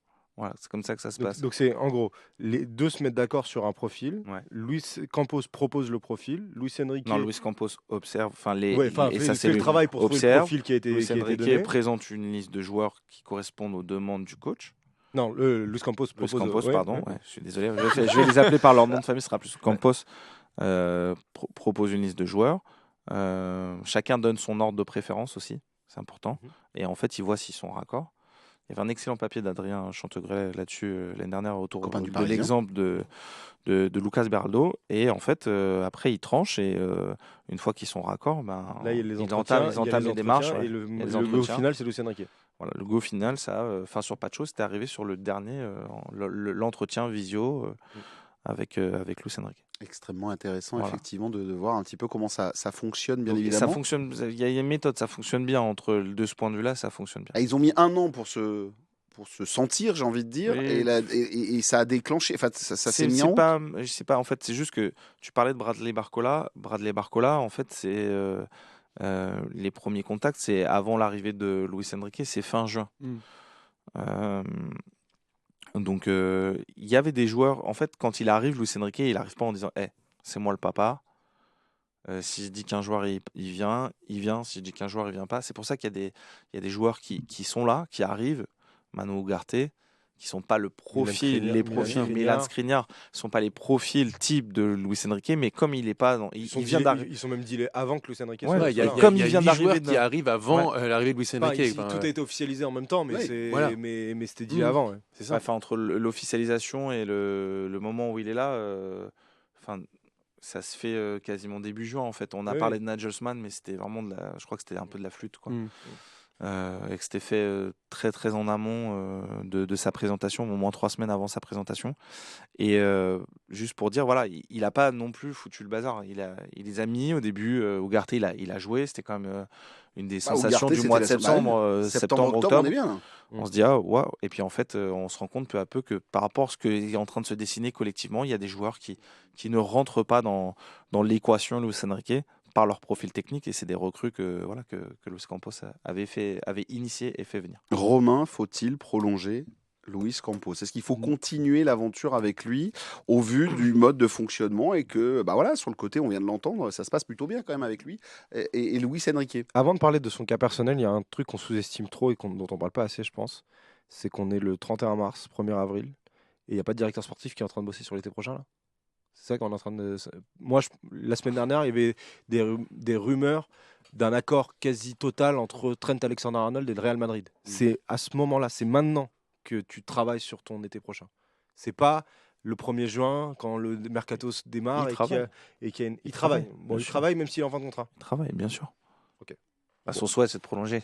Oui, mais Donc, tu, si tu veux prolonger, si tu veux montrer que tu veux prolonger, tu travailles. Ok. Tant mieux alors. Tant mieux. Tu es rassuré. Non, Puis mais il n'y a pas que lui qui il y a- travaille. Il y a pas que lui qui Oui, travaille. tu non, vois. mais bien sûr, mais moi je me posais vraiment la question de savoir puisque ça nous est déjà arrivé au Paris Saint-Germain de démarrer nos mercatos un peu tard et pas que avant, hein, même avec Luis de Campos. courir. Ce qui n'est pas le cas. Je pense qu'on peut Là, on peut depuis 2 ans, reprocher c'est moins le voilà, cas. on peut reprocher Depuis beaucoup de 2 choses ans, à c'est Luis moins le cas. Campos, mais Ouais, bien alors sûr. ça quand même voilà, ça Mais- travaille très en amont. L'année dernière, Joao Neves, les discussions elles démarrent tout début juin voire fin mai. Safonov, c'est fait fin mai quoi. C'est vrai que ça tombe très vite. Et en ouais, plus, ça tombe très vite. ils vont avoir une fenêtre de recrutement assez rapide pour pouvoir emmener certains du côté de la Ouais, Coupe du c'est Monde des possible. clubs. Oui, bien sûr, Donc, ça va arriver. il va y avoir une Guevara, fenêtre. Hein. Guevara, il le tente très très vite. Pacho, ça se fait, c'est dans Ça, le courant du mois de juillet. ça se déclenche très vite à partir du moment où il y a la blessure de Kipembe. Ouais, non, alors Pacho, voilà, ça se déclenche en fait parce qu'à la base, il voulait un central droit et quand Kimpembe revient à l'entraînement, qu'il y a la blessure, ils disent ils veulent un central gaucher finalement. Donc c'est là, et finalement, on se rend bien compte que Pacho, c'est quand même le même, c'est un profil assez similaire à celui de Kimpembe. Maintenant, sur l'aspect, est-ce que moi j'aimerais que Campos reste? J'ai été très très sévère avec Luis Campos sur les dernières saisons. Le fait est que depuis un an, à part peut-être Gabriel Moscardo, il n'y a pas d'erreur de mercato. En fait, Safonov, on peut en parler, mais je suis pas sûr que Safonov soit complètement Luis Campos qui est décidé. Mais sinon, il y a très peu d'erreurs. Alors, il y a des manques. On en parlait tout à l'heure sur l'aspect défenseur droitier. Défenseur droitier, à part Marquinhos et Hakimi, il n'y a pas en fait. Donc c'est vrai que c'est des manques. Et j'espère qu'on ne payera pas ces manques-là sur la saison parce que La dernière ligne droite. on nous a vendu quand on voulait expliquer le fait qu'il n'y avait pas de remplaçant à Hakimi et pas de remplaçant à Marquinhos naturel. On nous disait, vous savez, c'est un projet sur 4 ans, c'est pas très grave, etc. Là, on est en train de se rendre compte qu'en fait, cette année, on peut gagner un truc de fou. Tu vois. Et donc j'espère qu'on va pas payer ces manques-là parce qu'on les a mis en exergue l'été dernier déjà, cet hiver aussi, qui avait besoin d'avoir un remplaçant à Hakimi et besoin d'avoir un remplaçant potentiel à Marquinhos. Mais sinon, c'est vrai que c'est beaucoup le travail de Luis Campos et le rendu des recrues, en tout cas, qu'il a pu faire, sont plus intéressantes depuis 2 ans. Et le travail sur les prolongations, on a parlé des salaires tout à l'heure, mais il y a l'aspect, je ne sais plus avec qui on en parlait, je crois que c'était avec toi Marc, dans cette émission sur l'aspect, quand il y a eu la prolongation de Vitinha, l'aspect compétitivité, le nombre de matchs, être payé comme ça et plus forcément avoir un fixe élevé et avoir beaucoup de variables sur les performances, c'est des choses qui sont intéressantes et qui ont été mises en place par Luis Campos. Donc oui, il y a plus d'arguments. Il y a plus d'arguments. Ça, plus la complémentarité dont vous avez parlé avec Luis Enrique, il y a beaucoup plus d'arguments à le prolonger maintenant qu'il y en avait il y a 2 ans. Donc pourquoi pas? Maintenant, là encore, pour moi, il faut que ça se règle vite. Parce que tu as besoin de garder ce cadre serein pour pouvoir avancer et pour pouvoir ne serait-ce qu'avoir des arguments auprès des joueurs que tu as envie de draguer. Parce que si tu as Luis Campos qui va voir des joueurs et qui leur dit bah alors tu pourrais venir au Paris Saint-Germain, bah oui, mais qui c'est qui va négocier avec moi? C'est toi? Bah ouais, mais je sais pas trop parce que en fait je sais pas si je serai là. Non, on a besoin pour la crédibilité du projet, tu as besoin de savoir au moins ce qui va se passer. Parce que juste un truc, Marc, et puis je vais me retourner aussi vers toi, Jonathan, mais Marc, en fait, on se retrouve avec, si jamais ça foire, là, ça peut être catastrophique pour le Paris Saint-Germain. Parce que le marché des directeurs sportifs, il n'est pas non plus pléthore, on n'en a pas de 2500. J'ai vu que le dernier, il y en a un qui venait de signer du côté d'Arsenal. Bertha, ouais, qui a Voilà. été reçu à Doha. Oui. Ouais. Donc voilà. Donc pour moi, en fait, ça veut dire un truc, tu vois. Enfin, je suis pas devin et je dis pas qu'il va pas signer. J'encourage les réseaux sociaux à pas reprendre ce que je vais dire parce que c'est que mon avis personnel. Mais voilà, comme tu l'as dit, on est en avril en fait. Son contrat il se finit dans 2 mois en fait, 2 mois et demi, 3 mois. Donc au 30 juin, Luis Campos il est en fin de contrat. Donc et on est en avril et il y a toujours rien de re-signé. Donc pour moi ça augure rien de très très bon. Et surtout quand tu as étudié d'autres profils. Mais Andrea Bertha, il a privilégié, il a d'autres options. Hein. Il y avait Manchester City, pardon. Il y avait Milan AC. Il a privilégié Arsenal parce que c'était une place nette, en fait. Il n'y avait pas de micmac. Enfin, il n'y avait pas besoin d'attendre le départ d'un tel, l'aval de Pep Guardiola du côté de Manchester City. City, ils ont pris Hugo Viana, non? Ouais, mais apparemment entre les deux, c'est pas la folle entente. C'est déjà... Ah oui, ça entre commence... Viana et. Ah, super, ça commence bien. Et Guardiola. Ouais. C'est ce que j'ai entendu dire. Ça se trouve, je suis complètement à côté de la plaque. Mais... Est-ce qu'avec les arguments qui viennent d'être donnés, il y a une inquiétude finalement, Jonathan? Est-ce que ça te fait changer dans... Parce que c'est vrai qu'on est à 2 mois et demi de la fin du... Enfin, 2 mois et demi, 3 mois, grand maximum, de la fin du contrat de Luis Campos. Il y a toujours un côté très imprévisible avec le Paris Saint-Germain. Donc, Tu vois, tout à l'heure, tu nous disais tout va tout va bien, bien. etc. En fait, non. En fait, Marc, merci. Tu m'as replongé C'est pour ça que je dis dans tout. les abîmes. Non, mais parce qu'en fait, c'est quand même assez étonnant d'avoir prolongé en grande pompe et avec beaucoup d'avance 3 de tes titis, 3 de tes joueurs majeurs dans l'effectif, ton entraîneur, en lui ayant doublé son salaire. Parce qu'on parlait de salaire, c'est quand même il a quand même doublé. Celui de Luis Campos, donc de Luis Enrique, pardon. Il a un gros Et problème. sachant, Et ouais, Luis oui. Campos voudrait Alors, justement. En fait, maintenant, quand tu suis la tribune, c'est... Alors, il me parle de Luis Campos, donc non, c'est Luis Enrique. Non, si c'est Luis c'est Enrique... Luis Fernandez, c'est Luis Ferrer, c'est... Wow. T'es en train de nous Luis. faire une speaker du stade il y a Ouais. quelques temps qui nous avait fait... Elle était belle celle-ci. L'un des testés, hein, l'un des testés, et je parle pas des 2 derniers. Voilà, qui nous avait fait un... c'est Luis Campos. Ah non, Luis Enrique, pardon. Donc voilà. Moi, je voudrais juste répondre à la question. Et j'ai pas, je le redis souvent, j'ai pas toujours de super relation avec la direction sportive, avec Luis Campos. Mais je crois que par rapport à ce qu'il a montré, par rapport au fonctionnement de son du trio Nasser Al-Khelaifi, Luis Campos, Luis Enrique. Wow, je suis pas réussi. chuté. Il y a quelque chose qui marche bien et en fait, la présence de Luis Enrique, elle recadre bien, elle délimite mieux ses fonctions, je trouve en fait, notamment sur le recrutement. Après, il a une implication au quotidien aussi. Ce serait quand même intéressant de la raconter. Mais c'est aussi un personnage très dur. Faut pas se mentir, c'est un gros caractère, Luis Campos. Et ça peut. Enfin voilà, il y a des gens avec qui en interne très très haut placé. Et c'est sorti un directeur juridique, le nouveau DG du PSG. Ça n'a pas toujours été la grande entente. Même le directeur sécurité du club. Après la première tournée au Japon, il s'en était plaint. Donc voilà, il n'y a pas une grande entente avec toutes les tâches parce que c'est un personnage aussi très caractériel, très dur. En tout cas, je fais passer un message à Luis Campos, que je suis persuadé que cette séquence va être entendue, mais la porte de la tribune est toujours grande ouverte. Ça fait quelques mois que nous avons fait une proposition à ce qu'ils viennent dans ce studio pour Très bien que tu nous expliquer comment il fonctionne. On avait eu la chance avec Marc de participer à ce moment hyper intéressant à la Sorbonne.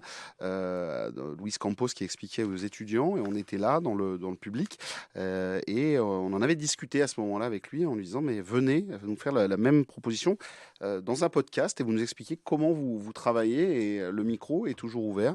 Je sais que ça peut l'intéresser. C'est fini. Ouais, Ok, c'est fini. non, mais j'avais un truc à dire sur C'est lui. fini parce que là, tu vois, il est 11h. Ceux qui nous écoutent, il est 11h31. On est le lundi 31 mars. Demain, on joue, 1er avril. Ils ont la tête comme ça déjà de nous. Ils Mais ne non, peuvent plus. c'est pas ça. Mais c'est qu'ils se disent, mais attends, mais il y a un match, ils vont en parler quand même demain. Et nous, on c'est doit vrai, raccrocher c'est dans vrai, 4 minutes. c'est vrai, bon. En 5 minutes, grand max. C'est on va nous Dunkerque. dire- Hein. Voilà. Non, je déconne. Non, attends. Et là, tu sais quoi, tu te plains de ceux qui te reprennent sur les réseaux sociaux. Mais là, tu vas avoir loin à Marc Méchénois. C'est une Ouvrez vanne. les C'est une guillemets, vanne, c'est hein. Dunkerque quand En même. plus, il faut une Point d'exclamation. saison de fou, même si ça va moins bien depuis 3 matchs. Il faut une saison de fou. Et justement, Dunkerque, demi-finale, 21h10 sur l'antenne de ici, Paris, Île-de-France. Vous allez pouvoir suivre cette rencontre avec Pierre Clément et moi-même pour ce match du côté de Lille face à cette Ligue 2 courageuse qui est actuellement 5e du championnat. Oui, ça patine un petit peu. Effectivement, en ce moment, équipe entraînée par Luis Castro, un technicien portugais de 44 ans. Il y a du Dembaba dans le secteur. Et là aussi, je vous invite à écouter Merci. le Club des 5. À quel Non, passé. on l'avait fait l'année dernière. On avait fait juste l'année dernière. Je fais la promo. On avait fait l'année dernière un focus sur Dunkerque quand ils étaient montés de National à Ligue 2 avec Dembaba et Romain Decoul qui est donc Dembaba directeur sportif, Romain Decoul qui était chargé du recrutement. Et c'était hyper intéressant. Vraiment de savoir comment notamment, je vous invite à voir le passage comment Dembaba a convaincu Christophe Lolichon, ancien entraîneur des gardiens de Chelsea, de venir à Dunkerque et de devenir entraîneur des gardiens à Dunkerque. Et il est toujours entraîneur des gardiens à Dunkerque. Donc voilà, c'est hyper intéressant. Jonathan, tu as un petit moment promo à faire. Il y a des choses à proposer proposé sur Canal Supporter en ce moment Non, des juste. entretiens On a juste sorti aussi une vidéo sur Luis Campos. Pourquoi est-ce qu'il faut le prolonger ou Voilà, pas. Donc très voilà. bien, Comme ça, au moins, ça voilà. fait écho. Tac, tac, ça fait écho, effectivement. Ça, c'est fait. Juste, Dunkerque, y a-t-il un piège? On est avec le cinquième de Ligue 2. Ouais. On a le PSG qui roule marche avant, marche arrière sur à peu près tout le monde. Mais est-ce qu'il y a vraiment un piège? On n'est pas dans le traquenard de Dunkerque, dans un stade de 5000 places. On est dans un stade de 50 000 du côté de Lille, avec l'émotion qu'il peut y avoir aussi autour de cette équipe. Est-ce qu'il y a un piège, Jonathan, sur cette rencontre face à Dunkerque, ou sur le papier, en plus, tu as fait tourner face à Saint-Etienne, c'est-à-dire que tes cadres arrivent sur ce match-là?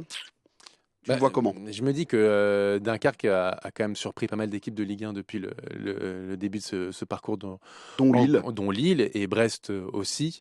Donc, faut pas prendre ça à la légère. Ils sont effectivement sur 3 défaites de suite en Ligue 2. Donc, tu sens quand même que les esprits sont focus sur ce match.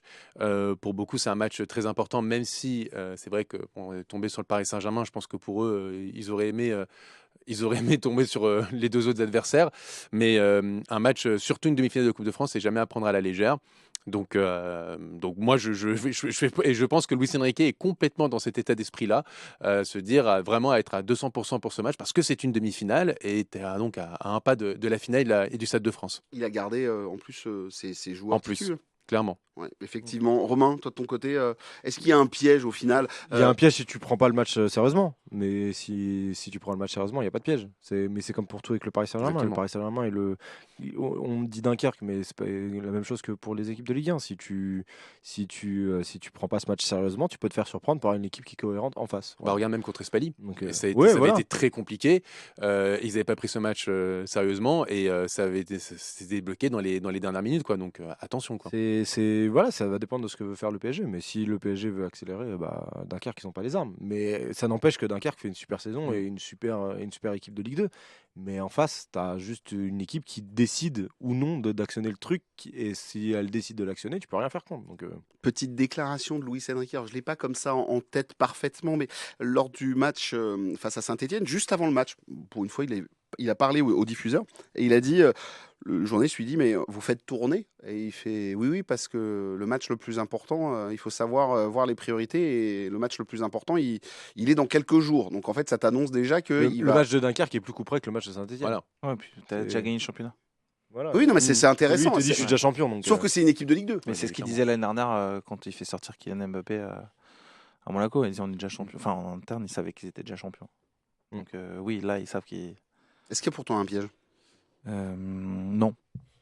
Non, il n'y a pas de piège. Je pense qu'il a, comme l'a dit Luis Enrique, il n'y a pas de. Ils sont déjà focus sur ce match-là, ils vont le prendre au sérieux. Et je crois que le match contre le Stade Briochin, moi, m'a fait me dire qu'en fait, ils allaient plus prendre personne à la légère.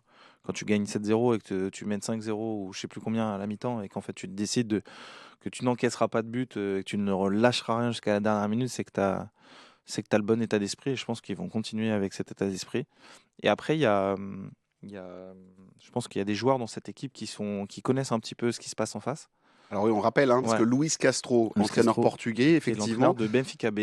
Voilà, tu vas avoir, là, tu as 2 minutes et après Ouais. on rend le podcast. Tu as 2 minutes. Il a été le formateur Ouais. de et Joao Neves Neves et Gonzalo Ramos. Ouais. Donc il a maintenu. Alors il est arrivé l'année dernière en fin de saison, milieu de saison. Il a maintenu miraculeusement Dunkerque. Bon, c'est un club aussi qui a des personnes en interne qui travaillent extrêmement bien et qui ont une expérience du haut niveau. Tu parlais d'Mbaba, Christophe Lolichon aussi. C'est des mecs qui connaissent ce que c'est que le haut niveau. Pour en avoir parlé aussi un peu avec Alex Georgen au début de la saison, que j'avais eu en interview, qui nous racontait son après-PSG. Lui, il parlait d'une très grande confiance dans son équipe, dans la capacité de son équipe à aller jouer la montée. Ça vient de prendre un peu du plomb dans l'aile et ça a pris du plomb dans l'aile, notamment depuis le tirage au sort de la demi-finale de la Coupe de France. En fait, ils connaissent leur adversaire depuis le 5 mars et depuis, ils n'ont pas gagné un match. Bon, ils ont joué Metz aussi. Donc voilà, c'est une équipe qui est taillée entre pas mal de joueurs d'expérience qui ont la trentaine, voire plus. Quelques jeunes joueurs comme Nathan Skita au milieu, Hugo Ragoubert qui est prêté par Lille. Il y a des joueurs qu'on connaît. Il y a Alex Georgen qui a été formé au PSG. Je vous encourage à aller voir l'interview que j'avais faite, c'était hyper intéressant. Il y a Yacine Bamou, il y a Gaëtan Courtet qui a joué à Reims. Est-ce que vous le saviez, Yacine Bamou a été Voilà, vendeur à la boutique du j'ai Paris évité, Saint-Germain. j'ai Tu l'as évité. évité, bah moi j'y suis allé les J'ai deux. évité Allez, de le allez, faire. faut qu'on C'est termine. fou, ça. Donc Je la voilà, il y a- connaissais pas celle-ci. il y a un joueur, Maxence Rivera, qui était formé à Saint-Etienne. Je ne sais pas s'il est prêté ou pas. Donc voilà, il y a pas mal de jeunes joueurs, il y a un bon mix entre les deux. Et il y a un coach qui ne refuse pas le jeu. Si vous regardez depuis le début de la saison, ils ont toujours la possession de balle face à leurs adversaires. Et même ce week-end, ils perdent 2-0 contre Bastia, mais ils ont les 2 tiers du temps, ils ont le ballon. Donc voilà, c'est une équipe qui, à mon avis, demain va devoir jouer un peu contre nature. En tout cas, le Paris Saint-Germain face à Dunkerque, c'est à suivre sur l'antenne d'ici Paris-Île-de-France. Je vous donne rendez-vous à 21h, le coup d'envoi. Ce sera à 21h10. Il est temps de se dire au revoir. Voilà, 100% PSG, la tribune, votre podcast préféré est terminé pour aujourd'hui. Je vous invite à mettre des petites étoiles, des commentaires, bien évidemment, que ça soit sur les plateformes de téléchargement ou sur vidéo, bien évidemment, sur Dailymotion et YouTube. Merci à Romain, merci à Marc, merci à Jonathan, merci à Paul à la Réal pour ce moment. Et on se retrouve pour la prochaine émission. Ce sera bien évidemment lundi. Et là, ça va commencer un peu à accélérer car la Ligue des Champions va arriver à grands pas. Merci à toutes et à tous de nous avoir suivis. On se donne rendez-vous demain pour le foot en direct sur l'antenne d'ici Paris-Île-de-France. Quant à nous, écoutez, on se retrouve aussi lundi prochain pour le podcast. Allez, ciao, bye bye.